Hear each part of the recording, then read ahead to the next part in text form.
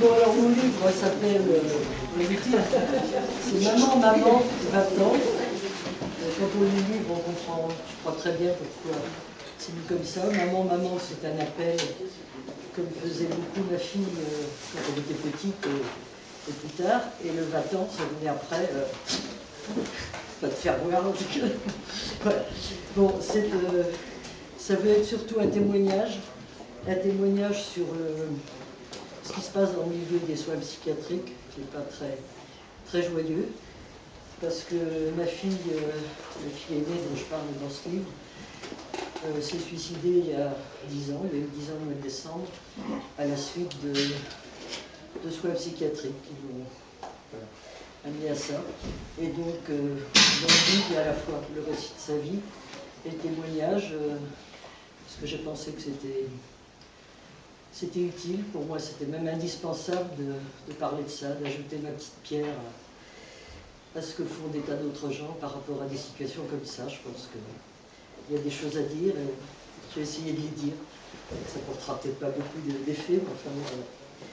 Donc je vais vous lire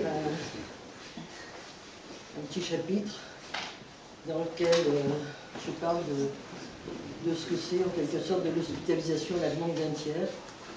Il a fallu un jour que je fasse cette demande pour ma fille parce que j'étais très inquiète sur ce qui pouvait se passer si je ne le faisais pas. Et j'ai essayé de raconter ça. C'était le 24 octobre 2001, je me souviens.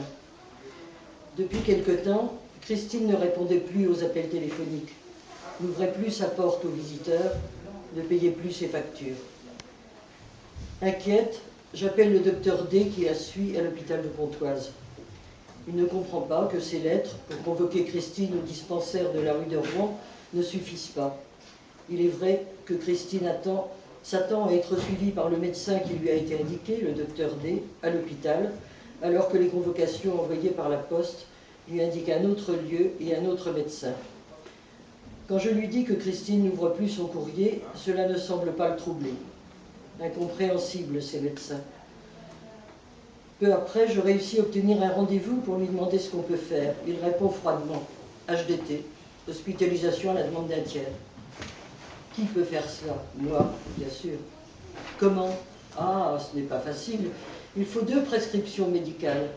Il se dit prêt à en faire une, mais il en faut une autre. Finalement, il va demander à un confrère de l'hôpital cette 2e ordonnance. Il me précise combien ce dispositif est lourd. Il propose de faire le nécessaire et m'explique « On arrivera au domicile de votre fille avec des médicaux, la police, les pompiers. Le grand jeu. Vous êtes prête ?»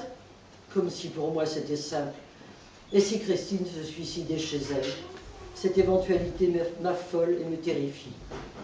J'ai signé la demande et le processus s'est déclenché. J'étais bien sûr malheureuse, très angoissée, mais je me disais que je devais faire cela.